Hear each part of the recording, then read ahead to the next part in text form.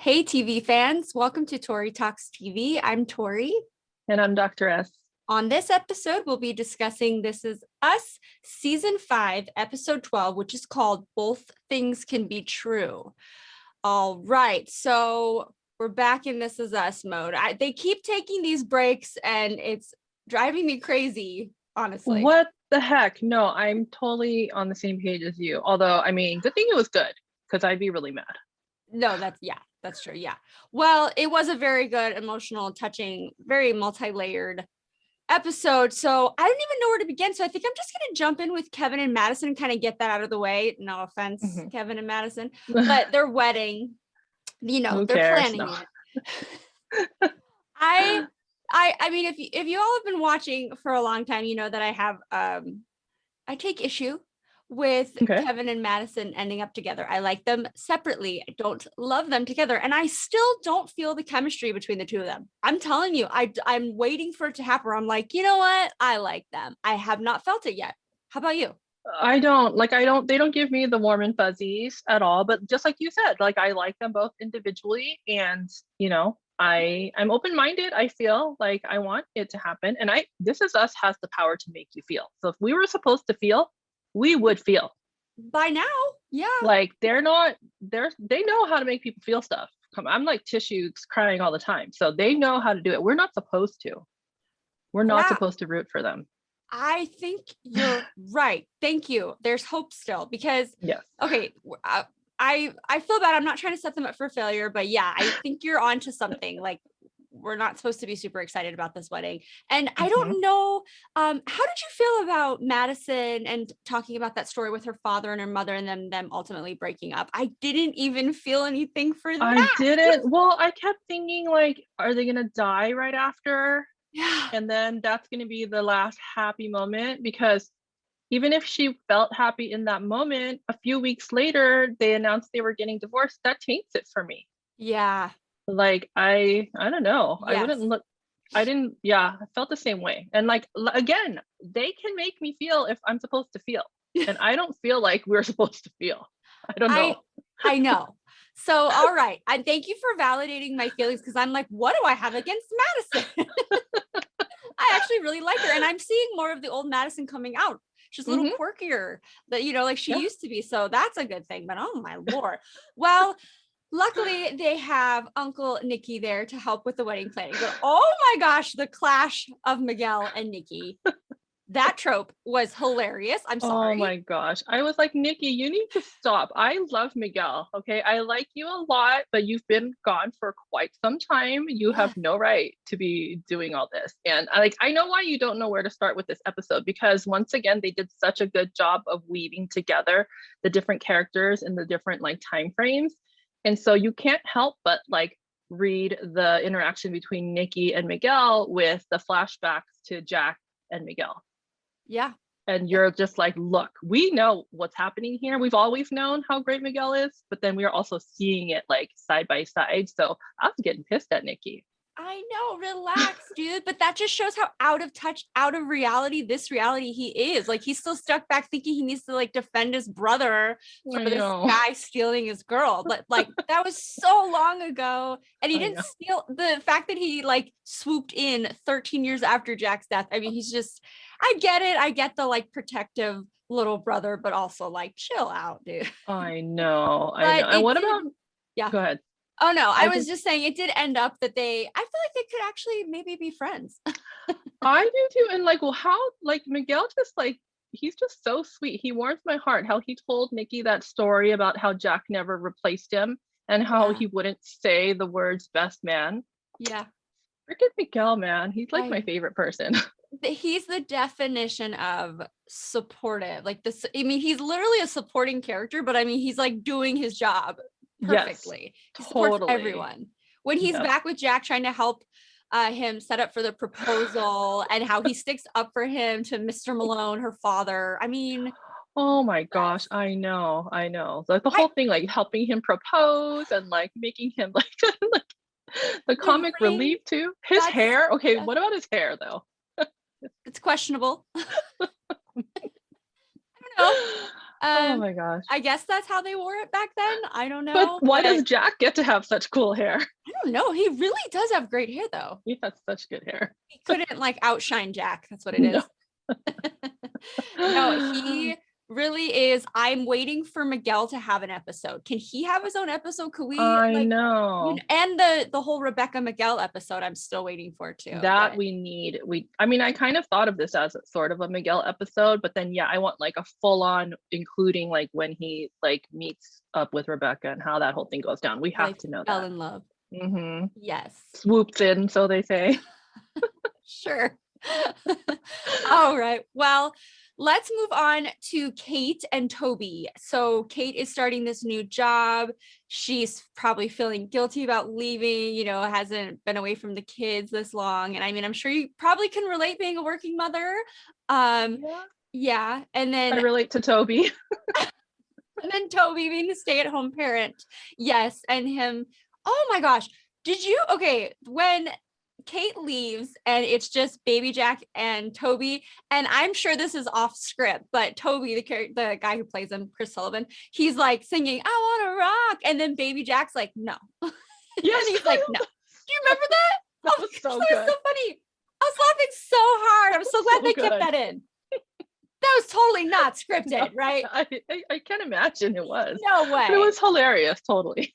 Oh my gosh, that was perfect. But anyway, sorry, I just got distracted because I just thought about that. But I don't know. The Madison and Toby scenes, that was cool. I like that they're hanging out together and helping each other and trying to say communication is key. You have to tell people what you need. I like that.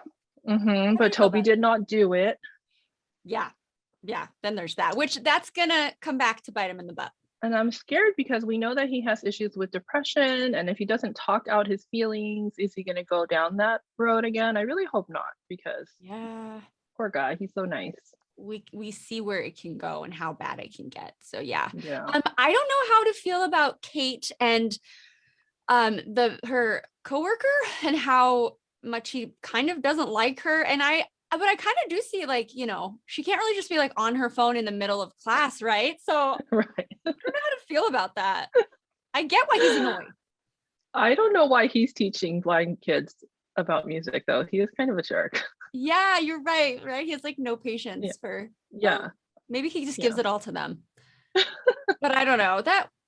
Her storyline was a little underwhelming, but I'm sure that a lot of people can relate to that going back to work, especially because of COVID and people have been out of work and they've been home with their kids, and then people are probably starting to go back. Yeah. Well, and I think in those environments, people are usually pretty understanding. If a mom's coming to work for the first time after being home, they're like, okay, check in on your kids.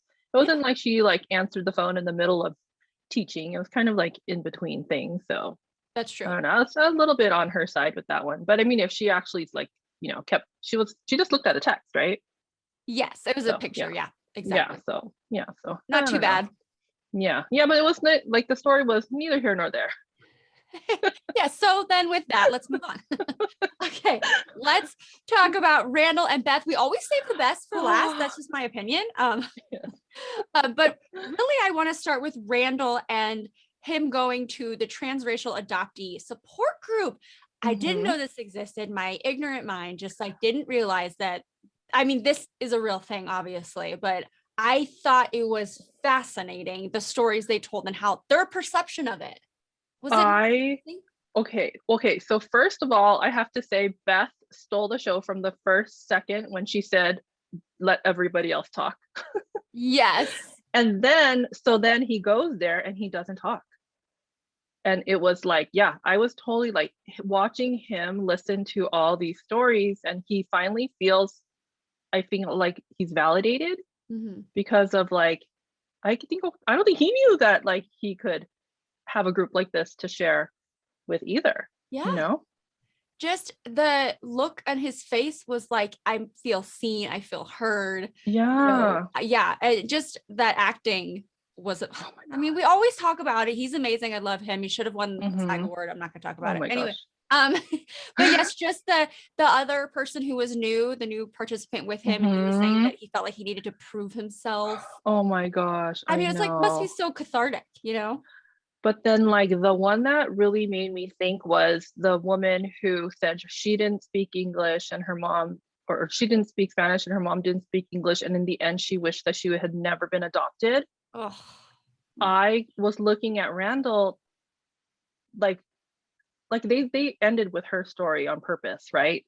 So like, Yes. what's he thinking now? And like, does he kind of have that thought too? Like he might, because his parents, like he wound up knowing them sort of, you know? Yeah. And so he might have that thought, and that makes me really sad, but I get it too. Yeah. It seems like it would be a normal feeling, even if it just came and went, you know, you didn't like ruminate on I just got the title of the episode.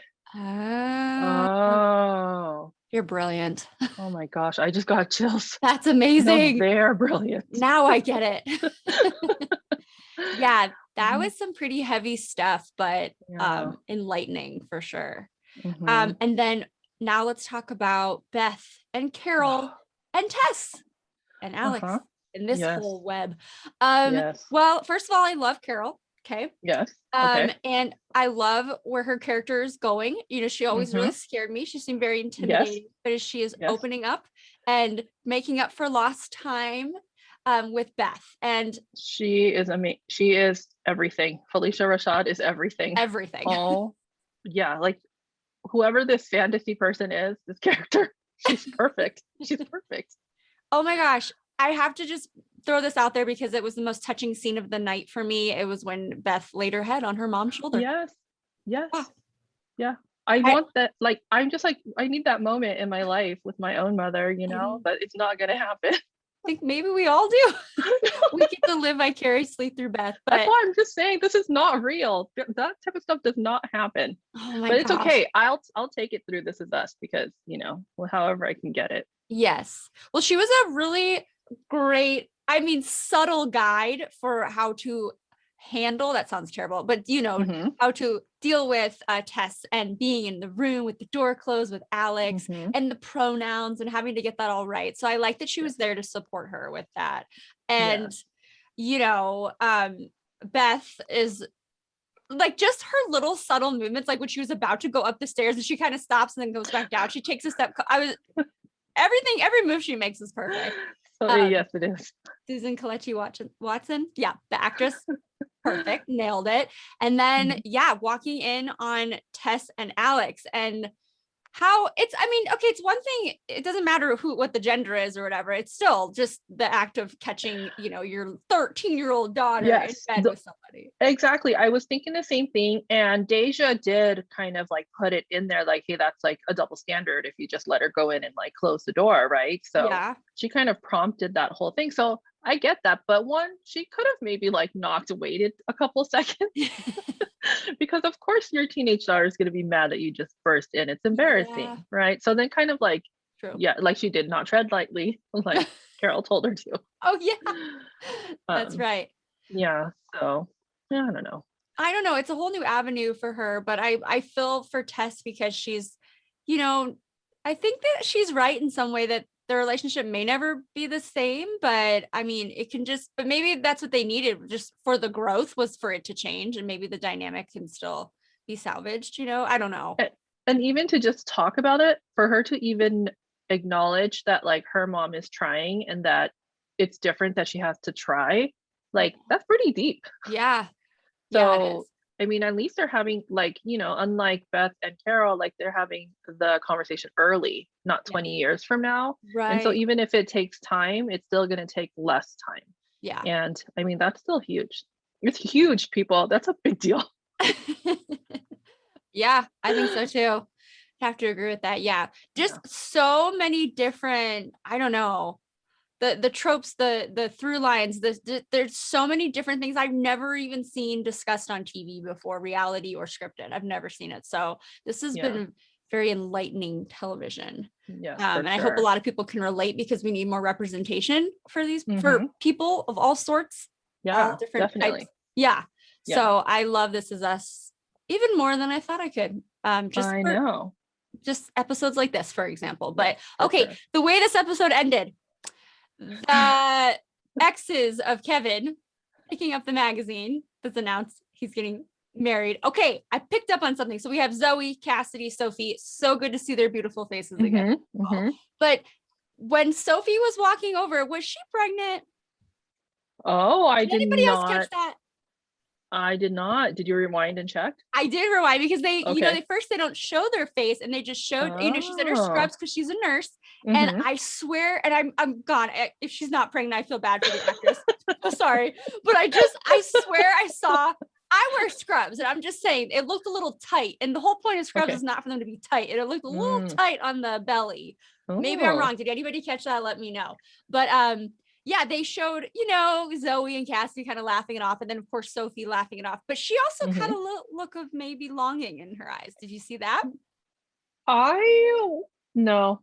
Longing or just like, wow, this is really happening. I don't know. Yeah, I don't know. I'm not sure. I didn't really like put it together. Was she the one who went, huh? Like made a little Yeah. huh sound? Yeah. I don't know. I But, kind of like a little bit thought she might be happy for him. Yeah. That like he is like, getting it together in his life, maybe. I don't know. I know that you're team Sophie and Kevin and like you want this to happen, but I didn't see that. I just pretty much saw like, okay, she's happy for him, like they have a history but she's happy for him. Yeah. But I don't know. We shall see.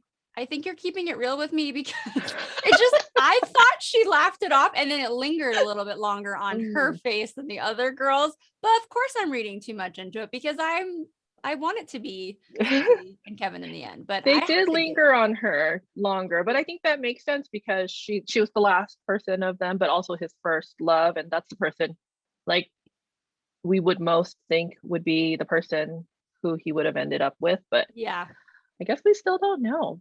I don't have closure there. I don't have closure yet. I know. It's not gonna be enough. But obviously, like they showed all three of them. Yeah. Like, did they really just like, be like, hey, we need to do like a 1 second shot with you? I doubt it. We're gonna see them all again some way. That's true. I don't know. Cause I also am kind of like, why do you keep bringing them back up? Yeah. Like, when is this ever gonna, but yeah, because it's not done because Madison and Kevin don't end up together. That's what it is. I know it. Something's happening. Something's up. Yeah. I don't know. That was really a good episode. I really liked it. I did too. It was so good. I cried many times and it wove together things in that beautifully artful way that I miss about This Is Us. And the last couple, it's been picking up the end of this season. So I'm so happy. Next week, oh my gosh, what's going to happen with Kevin and Randall? I don't know. I'm excited for this. This is so needed. So very necessary. Yes. Don't know how they're going to handle it, but I'm looking forward to seeing it. I'm glad that we don't have to wait 2 weeks to see it. Thank goodness. I also am happy for Tess that she gets to see Uncle Kevin because she could probably use his support right now. Yes. Agree. All right. Well, let us know what you thought of this episode. Comment below, please. And then like and subscribe while you're there. And then we'll see you next time. Thank you so much for watching. Bye-bye. Bye.